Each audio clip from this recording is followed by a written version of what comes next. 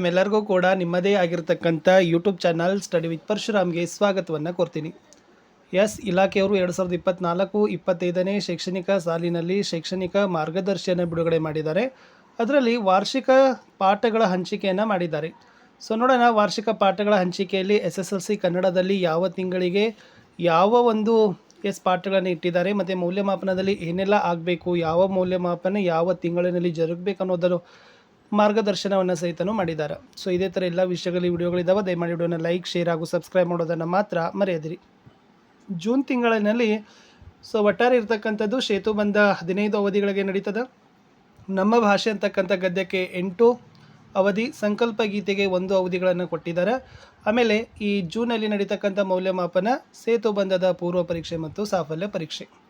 ಇನ್ನು ಜುಲೈ 2024ರಲ್ಲಿ ನೋಡೋದಾದರೆ ಸಂಕಲ್ಪ ಗೀತೆ ಪದ್ಯವನ್ನು ಮುಂದುವರಿಸಿದ್ದಾರೆ, ಮತ್ತೆ 7 ಅವಧಿಗಳನ್ನು ಕೊಟ್ಟಿದ್ದಾರೆ. ಮುಂದೆ ಪಠ್ಯ ಪೋಷಕ ಅಧ್ಯಯನ 1ರಲ್ಲಿ ವಸಂತ ಮುಖತೋರಲಿಲ್ಲಕ್ಕೆ 4 ಅವಧಿಗಳನ್ನು ಕೊಟ್ಟಿದ್ದಾರೆ.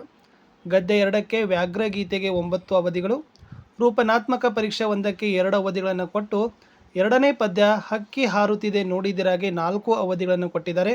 ಒಟ್ಟಾರೆ ಜುಲೈ 2ನೇ ವಾರದಲ್ಲಿ ನಿಮಗೆ ರೂಪನಾತ್ಮಕ ಪರೀಕ್ಷೆ 1 FA1 ಮಾಡ್ತಾರೆ. ಇನ್ನು ಆಗಸ್ಟ್ 2024ಕ್ಕೆ ಹೋಗೋದಾದರೆ 2ನೇ ಪದ್ಯ ಹಕ್ಕಿ ಹಾರುತ್ತಿದೆ ನೋಡಿದಿರ ಮುಂದುವರಿಸಿ 4 ಅವಧಿಗಳನ್ನು ಕೊಟ್ಟಿದ್ದಾರೆ. ಗದ್ಯ 3 ಭಾಗ್ಯಶಿಲ್ಪಿಗಳಿಗೆ 8 ಅವಧಿಗಳನ್ನು ಕೊಟ್ಟಿದ್ದಾರೆ. ಪದ್ಯ 3 ಕೌರವೇಂದ್ರನ ಕೊಂದೆ ನಿನಗೆ 8 ಅವಧಿ. ಪಠ್ಯ ಪೋಷಕ ಅಧ್ಯಯನ 2ಕ್ಕೆ ಭಗತ್ ಸಿಂಗ್ಗೆ 4 ಅವಧಿಗಳನ್ನು, ಗದ್ಯ 4 ಎದೆಗೆ ಬಿದ್ದ ಅಕ್ಷರಕ್ಕೆ 2 ಅವಧಿಗಳನ್ನು ಕೊಟ್ಟಿದ್ದಾರೆ. ಆಗಸ್ಟ್ 2024ರಲ್ಲಿ ಏನಾಗ್ತಾ ಇದೆ ಅಂತಂದರೆ, ನೀವು ಚಟುವಟಿಕೆಗಳನ್ನು ಸಹಿತ ಏನು ಮಾಡಬೇಕಾಗ್ತದಪ್ಪ ಅಂತಂದ್ರೆ ಕೊಡಬೇಕಾಗ್ತದೆ ಅಂತಕ್ಕಂಥದ್ದು. ಇನ್ನು ಸೆಪ್ಟೆಂಬರ್ದಲ್ಲಿ ನೋಡೋಣ. ಸೆಪ್ಟೆಂಬರ್ 2024ರಲ್ಲಿ ನಿಮಗೆ ಎದೆಗೆ ಬಿದ್ದ ಅಕ್ಷರವನ್ನು ಗದ್ಯಪಾಠವನ್ನು ಮುಂದುವರೆಸಿ 5 ಅವಧಿಗಳನ್ನು ಕೊಟ್ಟಿದ್ದಾರೆ. ಪದ್ಯ 4 ಛಲವನೆ ಮೆರವೆಂಗೆ 8 ಅವಧಿಗಳನ್ನು ಕೊಟ್ಟಿದ್ದಾರೆ. ಪಠ್ಯ ಪೋಷಕ ಅಧ್ಯಯನ 3ಕ್ಕೆ ಉದಾತ್ತ ಚಿಂತನೆಗಳಿಗೆ 4 ಅವಧಿಗಳಿದ್ದಾವೆ. ಮುಂದೆ ನಿಮಗೆ ರೂಪನಾತ್ಮಕ ಪರೀಕ್ಷೆ 2 ಮಾಡ್ತಾರೆ, ಅದಕ್ಕೆ 2 ಅವಧಿ ಮೀಸಲಿಟ್ಟು ಮತ್ತು ನಿಮಗೆ ಇಲ್ಲಿಗೆ ಪಾರ್ಟ್ 1 ಟೆಕ್ಸ್ಟ್ ಬುಕ್ನ ಎಲ್ಲ ಪಾಠಗಳನ್ನು ಮುಗಿಸಿ ರಿವಿಷನ್ ಪುನರಾವರ್ತನೆಯನ್ನು ಮಾಡಿ ಮೊದಲ ಸಂಕಲನಾತ್ಮಕ ಪರೀಕ್ಷೆಯನ್ನು ಮಾಡ್ತಾರೆ. ಸೊ ಇಷ್ಟು ಸೆಪ್ಟೆಂಬರ್ 2024ರಲ್ಲಿ ಇತ್ತು. ಮತ್ತು ಅಕ್ಟೋಬರ್ನಲ್ಲಿನೂ ಕೂಡ ನಿಮಗೆ ಮೊದಲ ಸಂಕಲನಾತ್ಮಕ ಪರೀಕ್ಷೆಗಳು ಜರುಗ್ತವೆ, ಮಧ್ಯಂತರ ರಜೆ ಕೊಡ್ತಾರೆ. ಮುಂದೆ ಶಾಲೆ ಪುನರಾರಂಭವಾದಾಗ ಗದ್ಯಪಾಠ 5 ಯುದ್ಧಕ್ಕೆ 9 ಅವಧಿಗಳನ್ನು ಕೊಟ್ಟಿದ್ದಾರೆ. ಇನ್ನು ನವೆಂಬರ್ 2024ರಲ್ಲಿ 5ನೇ ಪದ್ಯ ಹಸುರಿಗೆ 7 ಅವಧಿಗಳು, ಪಠ್ಯ ಪೋಷಕ ಅಧ್ಯಯನ 4 ವಚನಗಳಿಗೆ 4 ಅವಧಿಗಳು, 6ನೇ ಗದ್ಯ ಶಬರಿ ಪಾಠಕ್ಕೆ 8 ಅವಧಿಗಳನ್ನು ಕೊಟ್ಟು 6ನೇ ಪದ್ಯ ಹಲಗಲಿ ಬೇಡರಿಗೆ 4 ಅವಧಿಗಳನ್ನು ಕೊಟ್ಟಿದ್ದಾರೆ.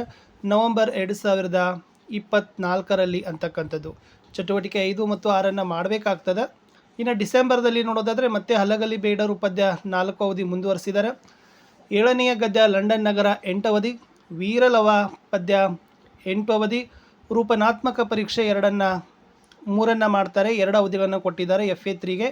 ಗದ್ಯ 8 ಅಗ್ನಿಭೂತಿ ವಾಯುಭೂತಿಯರ ಕತೆ 3 ಅವಧಿಗಳನ್ನು ಕೊಟ್ಟಿದ್ದಾರೆ. ಒಟ್ಟಾರೆ ನಿಮಗೆ ಡಿಸೆಂಬರ್ನಲ್ಲಿ 3ನೇ FAಗಳನ್ನು ಮಾಡ್ತಾರೆ. ಪ್ರತಿಯೊಂದು FAಗಳಿಗೆ ನೀವು 2 ಚಟುವಟಿಕೆಗಳನ್ನು ಪ್ರಾಜೆಕ್ಟ್ಗಳನ್ನು ಕೊಡಬೇಕಾಗ್ತದೆ.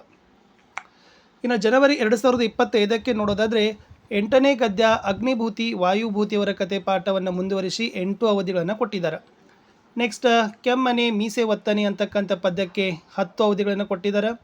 ಪಠ್ಯ ಪೋಷಕ ಅಧ್ಯಯನ ನಾನು ಪ್ರಾಸ ಬಿಟ್ಟ ಕತೆಗೆ 4 ಅವಧಿ, 6ನೇ ಪಠ್ಯ ಪೋಷಕ ಅಧ್ಯಯನ ಶುಕನಾಸನ ಉಪದೇಶಕ್ಕೆ 4 ಅವಧಿಗಳನ್ನು ಕೊಟ್ಟಿದ್ದಾರೆ.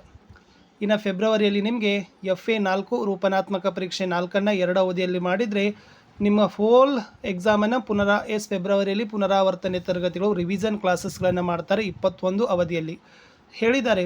ಜನವರಿಯಲ್ಲಿನೇ ನಿಮಗೆ ಪ್ರಥಮ ಸರಣಿ ಪರೀಕ್ಷೆಯನ್ನು ಕೂಡ ಮಾಡ್ತಾರೆ. ಆಮೇಲೆ ಫೆಬ್ರವರಿಯಲ್ಲಿ 2ನೇ ಸರಣಿ ಪರೀಕ್ಷೆ ಇರ್ತದೆ ಮತ್ತು FA4 ಇರ್ತದೆ.